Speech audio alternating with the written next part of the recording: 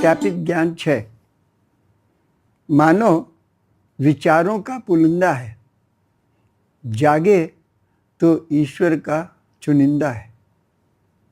अब आप यह जानने की चेष्टा करें कि जिन विचारों के द्वारा मन एवं शरीर का निर्माण लगातार चल रहा है, एक एक कोशिका का नव निर्माण हो रहा है, उसका बकवास योगा में दूर दूर तक कोई जिक्र नहीं किया जाता है। योगा में आसन आदि का जो प्रयोग चल रहा है, इससे रोगों के ठीक होने की जो बात बताई जा रही है, वह सब कपोल कल्पना है, क्योंकि विचारों में परिवर्तन लाए बिना शरीर को स्थायी लाभ प्राप्त होना असंभव होगा। शरीर का एक एक अंग मन के अधीन है, इसलिए मन को साधे बिना कुछ भी सधने वाला नहीं है। शरीर की क्या कहें, आपने स्वयं अनुभव किया होगा कि यदि उत्तेजना पैदा हो जाए तो दिल की धड़कन बढ़ जाती है, रक्तचाप बढ़ जाता है, जिससे यह सिद्ध होता है कि मन हमारे शरीर के अंग हृदय को सीधा प्रभावित करता है। इसे ठीक करने के लिए मन को ठीक करना होगा, न कि व्यायाम करना होगा, आसन करना होगा।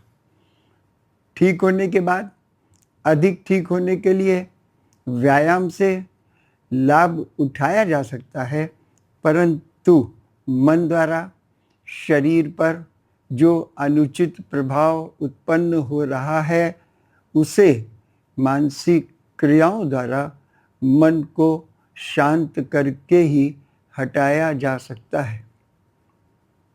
पुरातन योग की क्रियाओं में समस्त क्रियाएं मन को चुस्त दुरुस्त करने के लिए हैं, चाहे प्राणायाम हो अथवा प्रत्याहार, धारणा हो अथवा ध्यान। आसन का उपयोग पतंजलि ने केवल योग की साधना करने के लिए स्थिरता एवं सुखपूर्वक वांछित समय तक बैठने के लिए बताया है। स्थिर सुखम आसनम सूत्र 2.46। अन्य आसनों का वर्णन भी योग के ग्रंथों में जो योगी होना चाहते हैं उनके लिए बताया है, न कि सर्वसाधारण जनमानस के लिए। योग आसनों का जिक्र योग के ग्रंथों एवं योग शास्त्रों में किया गया है, इसलिए समझना चाहिए कि यह किसी योगी के लिए ही संस्तुत होगा। जनसाधारण का जब योग से कोई वास्ता नहीं है तो आसन से क्या वास्ता हो सकता है। ऐसा कोई योगा जिसमें मन को साधने का कार्यक्रम न हो, वह योगा कहलाने लायक भी नहीं है। पुरातन योग तो इनके लिए आकाश कुसुम की भांति है। मैं आपके समझने के लिए विस्तार से चर्चा कर रहा हूँ। आप स्वयं विचार करें और देखें कि योग की वास्तविक क्रियाओं का त्याग करके योगासन कराकर छद्म योग गुरु आपका समय नष्ट कर रहे हैं, क्योंकि आपको ऊपर बता आए हैं कि योग विशेष में आसन का प्रयोग केवल स्थिरता पूर्वक साधना काल में वांछित समय तक बैठने के लिए है। करनी तो मानसिक क्रियाएं हैं जिनमें प्राणायाम, प्रत्याहार, धारणा तथा ध्यान का ही उल्लेख है। ये समस्त क्रियाएं अनेक जन्मों में संचित कर्मों एवं इस जन्म में अर्जित कर्मों के वृहत भंडारण को नाश करने के लिए हैं। शरीर पर इनका क्या क्या, कहाँ कहाँ प्रभाव पड़ रहा है, इसका कोई वर्णन नहीं है, सिवाय इसके कि इनके द्वारा शरीर स्वास्थ्य लाभ एवं आंतरिक विशेष परिवर्तन प्राप्त करता है। योग की साधना करने वाले निम्न श्लोक में वर्णित सभी वर्ग एवं समुदाय के लोग हो सकते हैं, रोग ग्रसित भी कर सकते हैं। स्वात्माराम कहते हैं, युवा वृद्धोति वृद्धो वा व्याधितो दुर्बलोऽपि वा अभ्यासात् सिद्धिम आपनोति सर्व योगेषु अतंत्रतः। हठ प्रदीप का 1.64। युवा, वृद्ध, रोगी एवं दुर्बल कोई भी योग का अभ्यास कर सकते हैं और क्रिया के अनुसार सिद्धि प्राप्त कर सकते हैं। कहीं भी आसन द्वारा योगा करके सिद्धि प्राप्त करने की बात नहीं कही गई है। मैं आपको केवल यह बताना चाहता हूँ कि योगा करना जिम जाने के सदृश है, जहाँ केवल और केवल शरीर के लिए क्रियाएं की जाती हैं।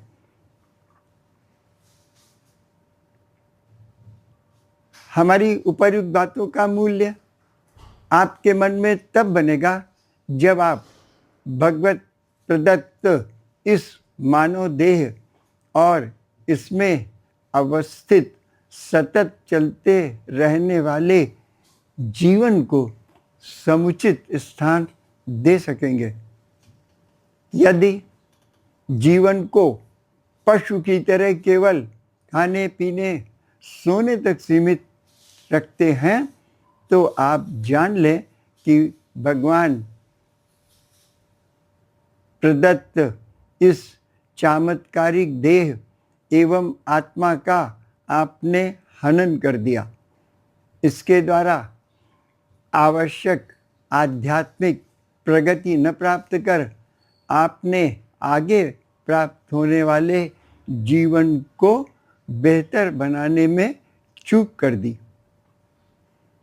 आश्चर्य की बात है कि इस जीवन को बेहतर जीने के लिए दिन रात एक करके मनुष्य आवश्यक सामग्रियां इकट्ठी करता है और यह भूल जाता है कि इस जन्म में किए गए अच्छे या खराब कर्मों का परिणाम अगले या उससे अगले जन्म में भुगतना पड़ेगा, क्योंकि कर्म सिद्धांत का नियम है कि कोई भी कृत कर्म बिना उसका फल भोगे समाप्त नहीं होता है। पुरातन योग आपको यह भी सिखाता है कि जीवन को सुखमय एवं उपयोगी बनाने के लिए हमें कैसे कर्म करने चाहिए। योग यह भी सिखाता है कि किए गए अवांछित कर्मों से मुक्ति कैसे प्राप्त की जाए।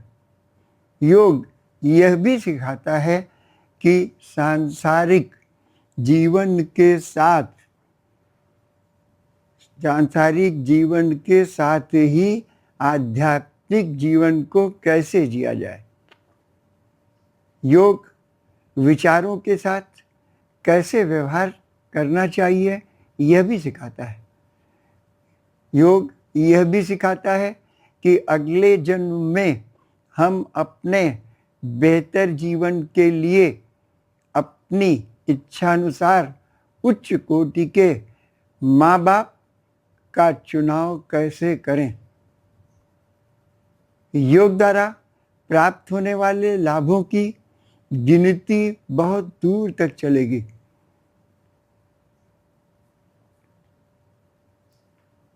पृथ्वी पर मानव योनि प्राप्त लोगों को यदि ध्यान से देखने का प्रयत्न करेंगे तो आपको अनुभव होगा कि अधिकांश मानव जीवन में कितनी यातनाएं झेलते हैं।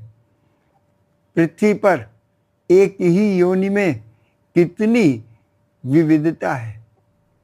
धनाढ्य, कम धनाढ्य, सामान्य, गरीब, कंगाल, भिखारी, रिक्शा चालक आदि जैसे लोगों की विविधता का क्या कारण हो सकता है।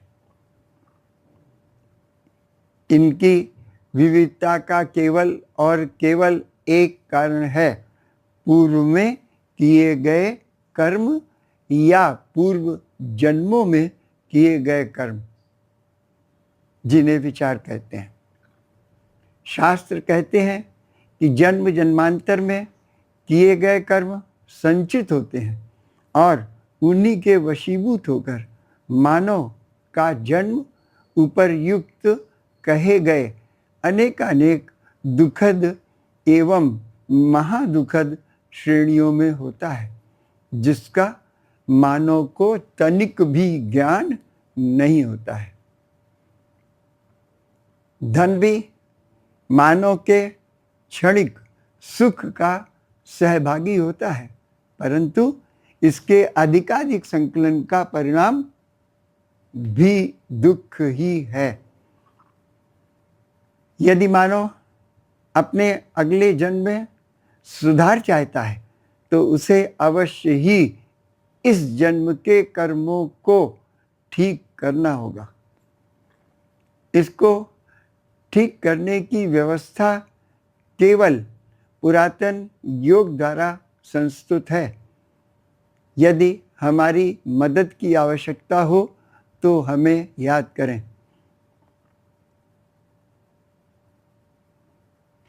योगा विदेश की उपज है, अज्ञान से सुसज्जित ज्ञान से दूर है।